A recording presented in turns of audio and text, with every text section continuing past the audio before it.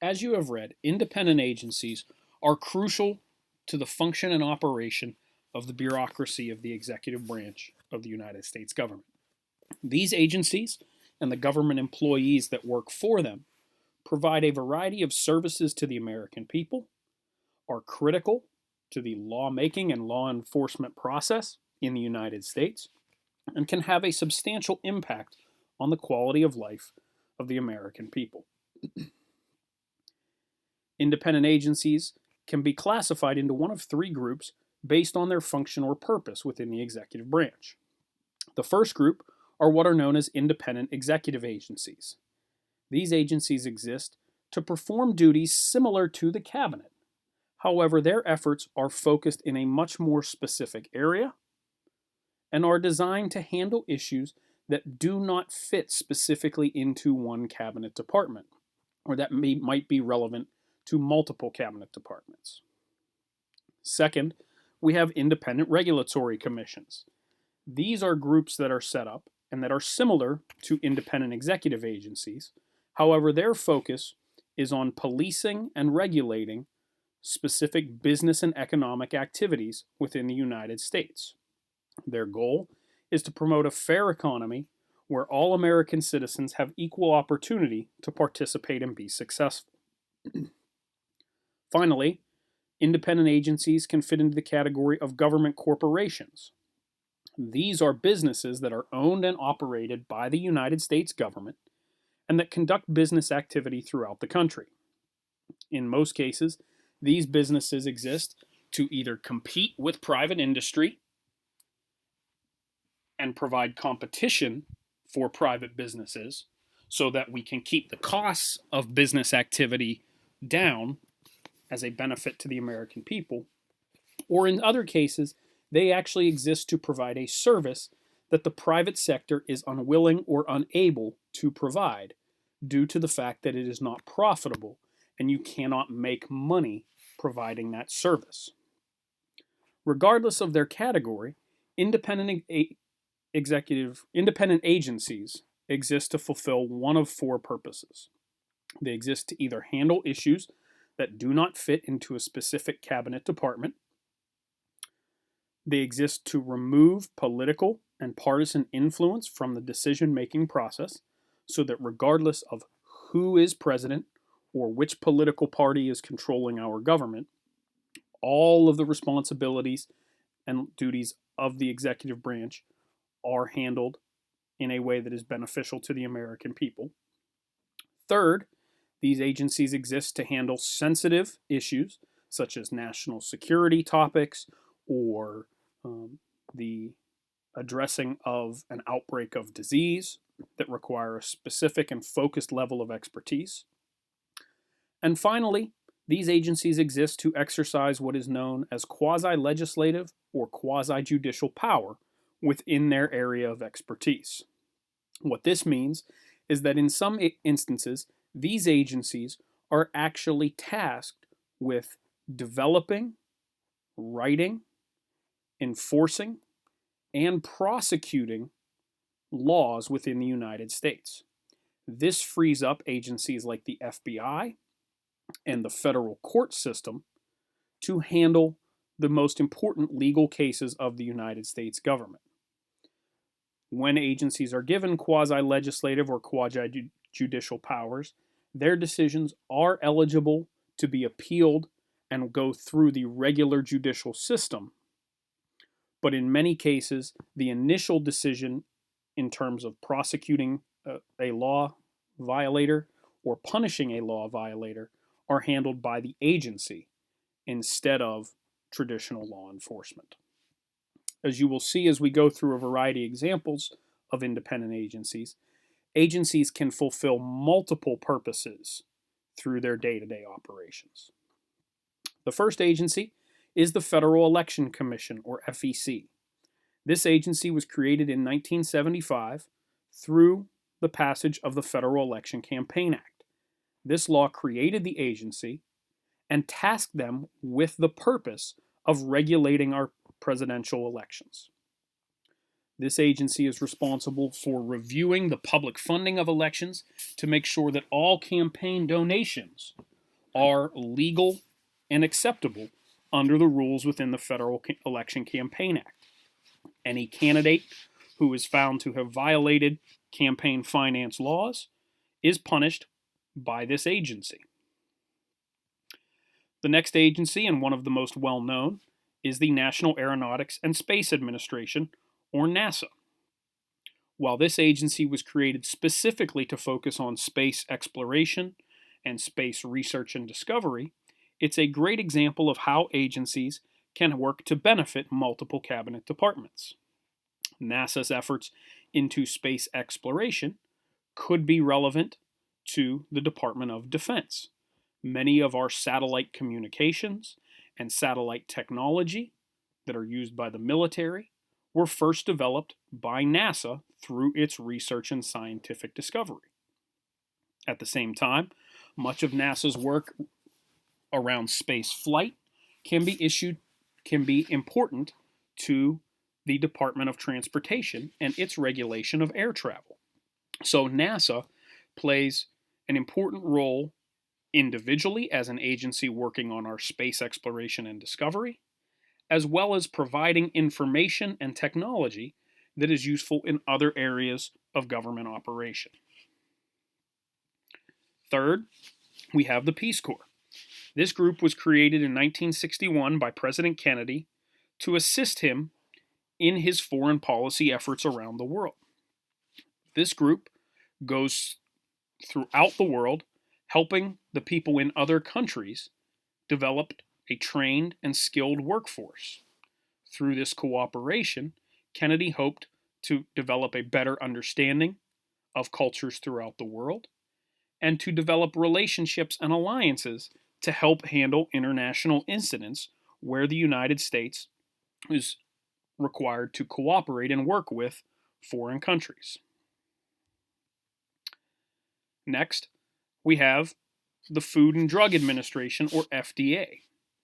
This agency exists to regulate and inspect the manufacturing and distribution of a number of products made throughout the United States in order to make sure that they are safe and healthy for the American people. This includes research into medications and vaccines, such as what is currently going on to control the coronavirus pandemic, as well as the production and sale of tobacco products, cosmetics, and any other dietary supplement that might be used by the American people. Through its work, the FDA inspects and conducts testing on all of these products so that we as American citizens can know what the side effects are and what potential dangers we might encounter by using a product. The warnings, such as the Surgeon General's warning on tobacco products, or the listing of side effects at the end of a commercial for a medication, are all required by law and enforced through the FDA and its employees. Next, we have one of the most well-known agencies, the Social Security Administration. This agency that was created in response to the Great Depression and that was managed first by President Franklin Roosevelt, was created to provide a number of important services. The Social Security Administration provides every U.S. citizen with a Social Security number, which is how we are identified for tax purposes and other incidents or issues within the United States government. And this agency is also responsible for administering the Social Security program, which provides every American citizen with guaranteed retirement benefits upon their reaching the age of eligibility, which is currently 67.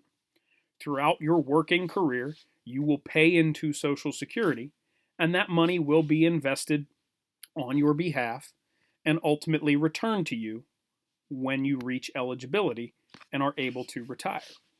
This agency was created specifically to prevent a situation where Americans lose all of their retirement savings, such as they did during the 1929 stock market crash. However, this agency still plays a vital role and is crucial to the day-to-day operation of the executive branch of the United States government. Next, we have the FBI, or Federal Bureau of Investigation. This is another agency that is fairly widely recognized throughout the United States because it is the primary law enforcement agency of the United States government. They play an important role in investigating and prosecuting any person, whether they be an American citizen or a foreign citizen, that is found to be in violation of a federal law. So just as we have local and state police who enforce laws in Pennsylvania, the FBI handles those same responsibilities throughout the country. The FBI is also important because it is a way to connect law enforcement agencies throughout the country and provide them with assistance in investigating and prosecuting crimes that might occur across state lines or that might involve citizens of different states. Lastly, in the independent executive agencies category, we have the Environmental Protection Agency. This group, which was created in 1970, was designed to protect human health and the environment through research and the enforcement of laws about pollution or other laws to protect the environment. Things such as fuel standards on cars and laws against the dumping of waste into rivers and streams are all investigated and ultimately prosecuted through the Environmental Protection Agency. This is a perfect example of a quasi-legislative or quasi-judicial function. The EPA ultimately has authority through the law that was written to create it in 1970 to issue fines and punishments to companies that are found to be polluting the environment, to shut down companies that are found to be polluting the environment and creating a danger to public health. And they actually have an influence in writing the environmental protection laws of the United States. These agencies are all independent executive agencies that work across multiple cabinet departments or handle issues that do not fit into any one specific department. Our first independent regulatory commission is an agency known as the NLRB, or the National Labor Relations Board. This agency was created to make sure that employees are given fair treatment in their work environment. If employees feel they are being treated unfairly, or if they feel their employer is violating a labor law, this agency exists to investigate and prosecute that. This agency also helps any business where there is a union to collectively bargain with their employer, meaning that the employer must negotiate in good faith with the union and with the employees before firing them or locking them out and preventing them from working. If workers in a union go on strike and they are unable to reach an agreement with their employee or employers, they can enter into arbitration, where the National Labor Relations Board will hear arguments from each side and ultimately make a ruling on a new contract for those workers and their employer. The next organization is the FCC, one that many people are familiar with because it was created to regulate any communication by radio, television, wire, satellite, or cable throughout the United States. This agency makes rulings and determinations about what content can be heard or seen on TV or radio. They are responsible for things like the censoring of lyrics in music on the radio or the explicit tag on music that is downloaded from iTunes, so that they require the producers and distributors of music and television to notify people of the content that is being broadcast. Within their power, they have the ability to fine or punish broadcasters who violate their rules and regulations. In any instance where inappropriate content is put on TV or put on the radio, the broadcaster, the television station, the radio station, can ultimately be fined or punished by the FCC for illegally broadcasting their content. This helps to make sure that any publicly broadcast information is not offensive to people or inappropriate for the audience that is viewing it. Next, we have the Federal Reserve, or the Fed. This is the central bank of the United States and has broad authority in making rules and regulations related to the operation of our economy. They have the ability to regulate the interest rates that banks can charge, as well as to make rules about interest, collection, or the loaning of money in any particular business transaction. This helps to give us a flexible and stable financial system that can function with minimal problems. Another well-known agency is the Consumer Product Safety Commission. This group is responsible for researching and sending out information about products that may be harmful to the people using them. For example, any electronic piece of equipment has a warning label on it that warns consumers not to use that product near water due to the potential threat of electrocution. Warnings like these are required by the Consumer Product Safety Commission, and any business that is found to be selling their product without a proper warning label on it can be punished and ultimately sued, making them liable for any harm that comes to individuals who use their product and that were not properly warned by the company producing the product.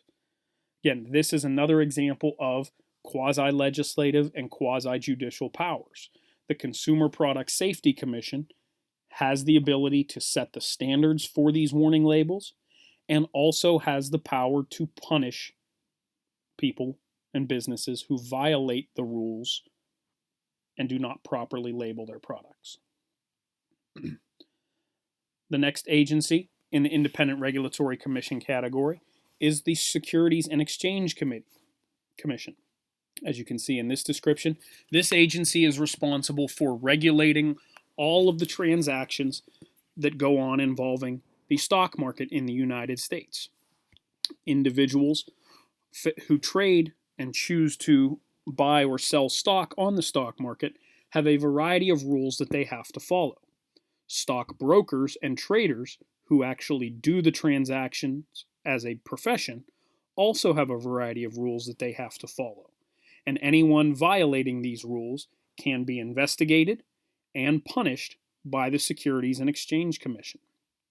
Their authority grants them the ability to fine people, to pull their license to buy and sell stock, and they can even issue sentences involving jail time to people who illegally manipulate the stock market for their own benefit, while at the same time causing harm to other people wishing to trade in the stock market. Again, this agency is a perfect example of the idea of creating a fair and equitable system where all citizens can participate in our economic activity. The final category of independent agencies are the government corporations, and the first example is the Federal Deposit Insurance Corporation, or FDIC. This is a perfect example of a business that exists because it does not provide a profitable service. This government corporation ensures that the money we put into banks as American citizens is insured against theft. Any bank that wishes to be a part of the Federal Deposit Insurance Corporation pays a small fee to the United States government, to this business, and in turn, they have their money insured so that if a bank is robbed, if money is stolen, we do not lose our money as American citizens. This insurance program guarantees that up to $250,000 of any bank deposit we make as American citizens is insured. If you have more than $250,000 in a bank and it is robbed, you could lose the money above $250,000. In order to avoid this, you can open multiple accounts or distribute your money across multiple banks that are insured by the FDIC. But this program is one that exists because no private industry is willing to take on this responsibility. If a bank were robbed in a significant enough amount, that business could lose millions and millions of dollars. And no private industry is willing to take on that kind of risk. The FDIC, however, as a government corporation, can take on this responsibility because it is not worried about profit and making money through its activities. Its only focus is to ensure that our money is safe and secure within the banks where we deposit it. Next, we have Amtrak, or the National Railroad Passenger Corporation. This is a perfect example of a government business providing competition to the private sector through its actions. Amtrak provides another option for state-to-state travel throughout the United States. Instead of taking a plane, individuals could choose to travel by train, which, depending on the location or the distance traveled, could be more cost effective or less time consuming than going to an airport, going through security, and flying throughout the country. So, through its actions, Amtrak provides direct competition to private railway services and to the airline industry that is beneficial to Americans in many of the United States major cities. Third, we have another of the more common government corporations, the U.S. Postal Service. The post office exists to provide direct competition with private mail carriers and package deliverers such as UPS, DHL, and FedEx. In many cases, the post office provides rural delivery to areas of the country that are outside of cities and that would be much more expensive to ship or deliver packages to because of the distance between them and your major cities where private companies such as UPS and FedEx operate. The post office is a great example of how government corporations actually work. The post office receives very little money from the United States government or through Congress in order to operate. The majority of its operational budget comes from citizens who pay to use it, such as by buying stamps or shipping packages through the post office instead of one of those other options. If more and more people stop using the post office, the price of their goods will go up. And if people increase the amount of mail that they are shipping through the post office, the price of shipping goods and buying stamps will ultimately go down. But it is entirely based on the money the business collects, and very, very little of it is actually paid for by taxpayers, like many of these other agencies are. The last government corporation is the Pension Benefit Guaranty Corporation. This group is similar to the National Labor Relations Board and similar to the Social Security Administration in that they work to secure the retirement savings of the American people. If you are supposed to receive certain investments from your employer or contributions into a retirement account, and your employer fails to make them, or they go bankrupt before they make them, your retirement is protected by this government corporation. They will ensure at least a portion of your retirement savings is provided to you if there is some kind of problem that would have prevented it from occurring. Ultimately, as you can see through all of these agencies, each one provides a critical service to the American people or handles a particular area of law enforcement or investigation throughout the country so that the executive branch can function and enforce all of the important laws, rules, and regulations that protect us as American citizens and govern our lives on a day to day basis.